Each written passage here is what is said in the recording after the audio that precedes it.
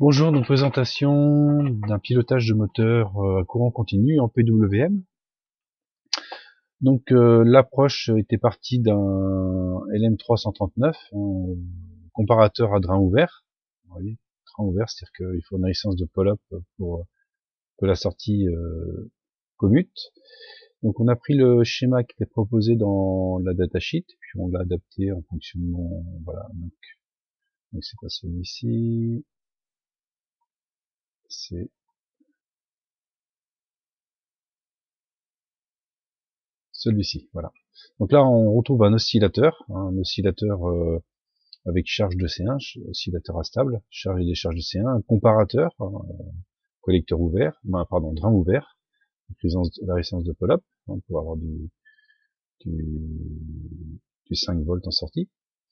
Donc là, on balade le potentiomètre sur une composante continue afin donc en compte d'avoir du PWM, du MLI, de modulation de largeur d'impulsion ici. Et puis on a la direction, puis là on a le moteur, voilà. Puis on a deux demi-ponts en H, qui font un pont en H. Donc le moteur peut tourner dans un sens et dans l'autre. Donc je me suis inspiré de ce montage-là. Alors là, l'oscillateur, je l'ai fait avec un 555, parce que il avait du mal à partir, à fonctionner sous Proteus. Et puis aussi, ce qui me gênait, c'est d'avoir un potentiel 12 volts, un potentiel 5 volts, un ton de potentiel. Donc voilà, j'ai mis qu'un potentiel 15 volts. J'ai utilisé un oscillateur à 555. Le comparateur, je l'ai gardé. Comparateur à drain ouvert LM339. Et puis j'ai pris deux demi-ponts pour faire le pont en H et puis la direction. Donc là, en fin de compte, en fonction de ce que vous faites varier ici, vous faites varier la vitesse du moteur en modulation de largeur d'impulsion. Et puis là, vous avez le sens, un sens horaire ou anti-horaire. Donc le schéma, donc voilà ce que ça nous donne sous Proteus. Donc on a un astable à 555, et puis en fin de compte on récupère, au lieu de prendre la sortie Q habituellement en signal carré, on vient récupérer la charge et décharge du condensateur C5 qui oscille entre 5 et 10 volts.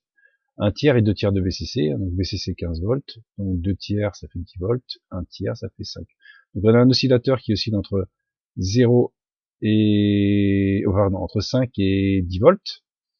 Donc là, ce que l'on fait, c'est qu'on met un comparateur avec une résistance variable. Donc on balaye la plage, ce qui fait que si on regarde ce qu'on a aussi en sortie, on a une modulation de largeur d'impulsion. Donc si on regarde le silo, voilà ce qu'on a. On a du MLI, ou du PWM en anglais, Pulse Width Modulation.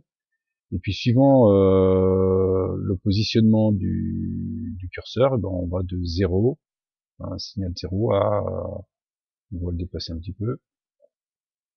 Voilà, puis on voit qu'on module la largeur d'impulsion, la valeur est modifiée. Bon là, ça rame un petit peu parce qu'il y a beaucoup de choses à simuler.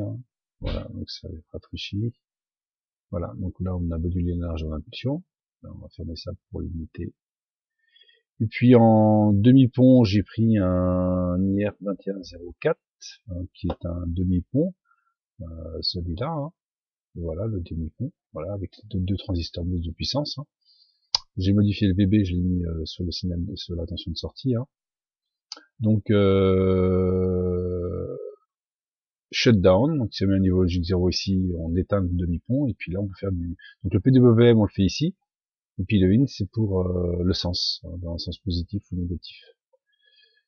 Voilà, donc là vous avez le blocage, donc le blocage c'est là, c'est si on ouvre, on arrête le moteur. Ouais, on va ouvrir, voilà, le moteur s'arrête. Voilà, si on le remet, le moteur il repart. Et puis on a le PWM, donc moduler la vitesse du moteur en fonction de la valeur de la valeur sur RV1. Donc on a une valeur continue. Là j'ai dû l'arrêter. Voilà, on doit être au maximum dans ce sens-là plutôt. Voilà. Donc dans un sens, dans l'autre sens, voilà. Et puis là on le bloque.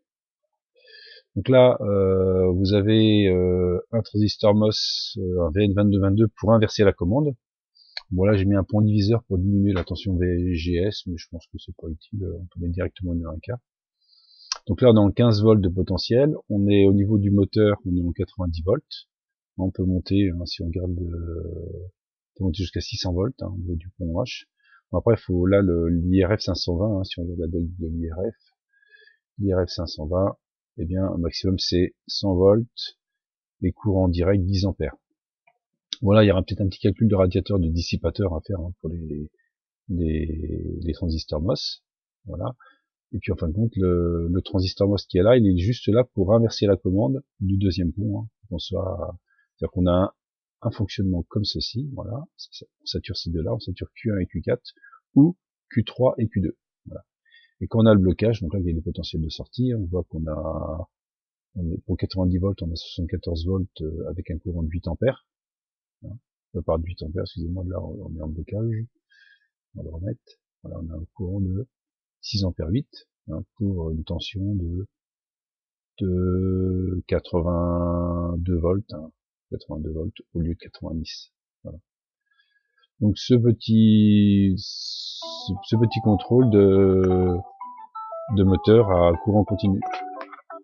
Bonne fin de journée, au revoir.